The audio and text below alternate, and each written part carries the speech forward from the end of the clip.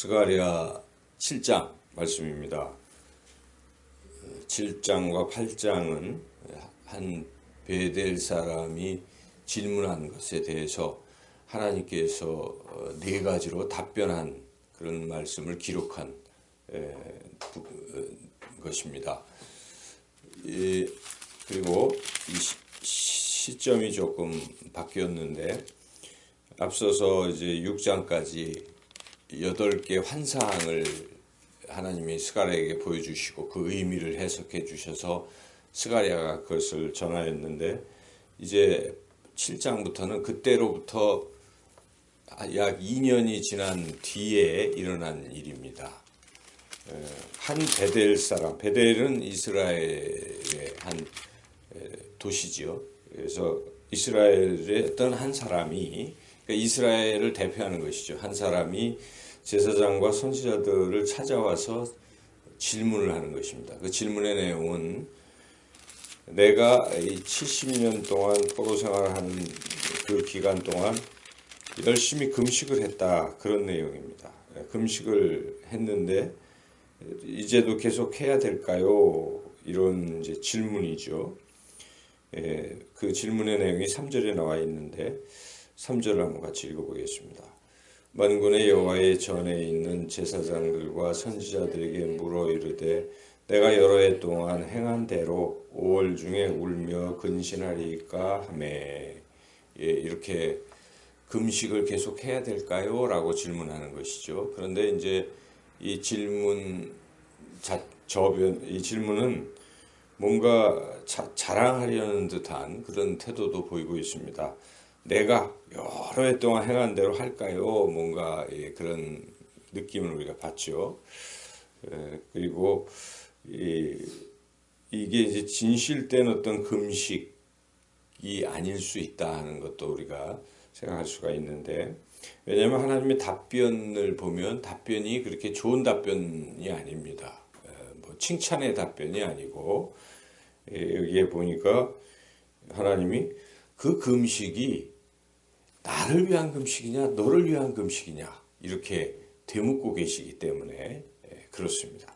그래서 여기에 보니까 6절, 그러니까 5절 끝부분에 그 금식이 나를 위하여 한 것이냐, 너희가 먹고 마실 때 그것은 너희를 위하여 먹고 너희를 위하여 마시는 것이 아니냐, 이렇게 하나님께서 답변하신 것으로 봤을 때 결국 이 사람의 금식, 이 사람뿐만 아니라 이스라엘 사람들이 바벨론 포로 70년 동안 금식하면서도 결국은 하나님을 위하여 금식한 것이 아니라 자기 자신을 위해서 금식했다라고 볼 수가 있습니다.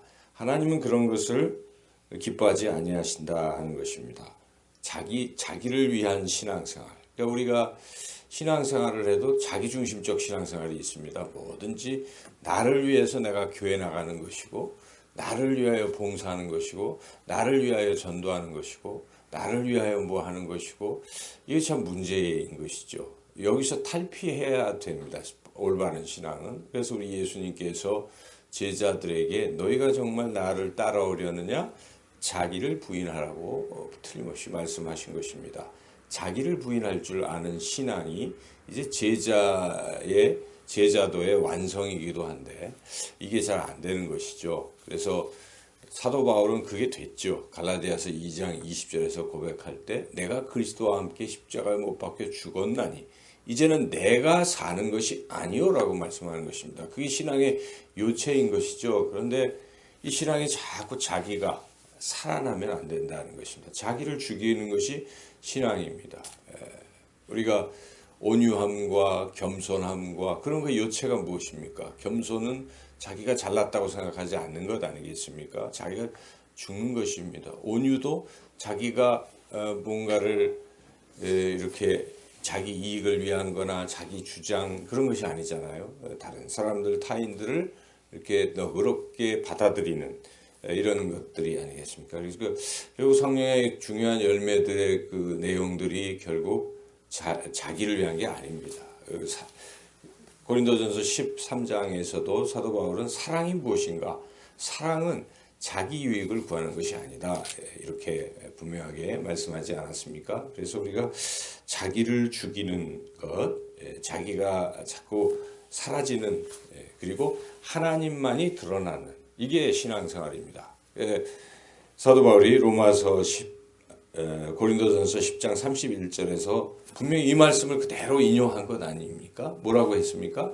먹든지 마시든지 무엇을 하든지 다 하나님의 영광을 위하여 하라 한 것입니다. 여기에 지금 우리 하나님께서 이스라엘 백성 지적하실 때 너희가 먹고 마실 때에 너희를 위하여 먹고 너희를 위하여 마시는 것이 아니냐 하는 이 5절의 말씀을 뒤집어서 사도 바울은 먹거나 마시거나 무엇을 하든지 다 하나님의 영광을 위하여 하라고 말씀하시는 것이죠. 그래서 우리 신앙이 나를 자꾸 죽이고 나를 위한 신앙이기보다는 하나님을 위하여, 하나님의 영광을 위하여 그런 신앙생활로 변해야 된다는 것을 오늘 우리가 본문 말씀 통해서 분명하게 깨달을 수가 있습니다. 이것이 하나님께서 그 질문한 베델 사람의 질문에 대한 첫 번째 답변입니다. 자신을 위하여 살지 말고 나를 위하여 살라 하는 것이죠. 두 번째 이제 답변은 8절부터 시작이 되는데 그것은 과거에 이스라엘 백성이 포로 생활되기 이전의 삶을 가지고 지금 주님이 하나님께서 말씀하시는 것인데 그때에 이스라엘 백성이 포로로 끌려가게 된 이유 중에 하나가 다른 사람들을 위하여 살지를 않고 자기를 위하여 살았기 때문이다라는 것입니다. 그래서 여기 내용에 보니까 특별히 주변에 어렵고 힘든 사람들은 돌보지 않고 오히려 착취하고 자기의 이익만 추구했기 때문에 하나님이 진노하셔서 심판을 내리셔서 그들을 흩으셔서 바벨론의 포로가 되었다라고 지금 답변하신 것입니다. 8절에 14절 특별히 9절 10절이 그들의 죄악인데 한번 같이 읽어보겠습니다. 만군의 여호와가 이같이 말하여 이르기를 너희는 진실한 재판을 행하며 서로 인애와 긍휼을 베풀며 과부와 고아와 나그네와 궁핍한 자를 압제하지 말며 서로 해하려고 마음에 도모하지 말라 하였으나 그들이 듣기를 싫어 안 했다는 것이죠. 그래서 이렇게 서로 인애와 긍휼을 베풀고 서로 불쌍히 여기고 또 공정하게 재판하고 특별히 과부 고아 나그네 궁핍한 자 어려운 사람들이 있으면 해치려고 하지 말고 자꾸 도와주려고 이웃사랑을 실천하며 살라. 그런데 그렇게 하지 않았다. 이런 지적을 하는 거죠. 그래서 형식적으로 지금 뭐 금식하고 하는 그게 중요한 게 아니라는 것입니다. 할까요 말까요 물어보니까 그 본질을 꿰뚫어 보시고 지금 중심이 자기만을 위한 이기적인 신앙, 타인도 생각하지 않고 하나님도 생각하지 않고 그러한 것부터 버리는 게 중요하지 그 형식적인 신앙생활 그렇게 중요한 것은 아니다 하는 것. 그것이 하나님께서 이스라엘 백성들에게 주시는 답변의 말씀입니다. 오늘 우리가 이 말 이제 8장 두 가지 남은 두 가지 답변은 이제 내일 우리가 말씀을 살펴보겠지만 오늘 말씀만 우리가 놓고 볼 때에 우리의 신앙이 어때야 되는가? 결국 나를 사랑하는 신앙이라기보다는 하나님을 사랑하고 이웃을 사랑하라고 하는 온 율법이 이것으로 다 이루어졌다고 하시는 우리 주님의 말씀 그대로입니다. 그래서 오늘도 하루를 살아가면서 나의 이런 나자를 좀 버리고 하나님 그리고 옆 주변의 이웃을 우리가 좀 더 생각해보고 혹시 누군가를 만났을 때 그분이 힘들고 어렵다면 우리가 기꺼이 도와주고 또 그래야 할 것입니다. 우리 주님이 말씀하셨습니다. 지극히 작은 자 하나에게 한 것이 곧 내게 한 것이라고 말씀하셨습니다. 오늘도 하나님을 사랑하고 이웃을 사랑하여 하나님을 기쁘시게 하는 하나님의 뜻을 이루는 복된 하루가 되시기를 주님의 이름으로 축원합니다. 특별히 우리 손을준 어르신께서 폐렴으로 어제 열이 40도로 오르고 그래서 지금 입원하셨습니다. 그래서 특별히 기도해 주시기를 부탁드리겠습니다. 기도하시겠습니다.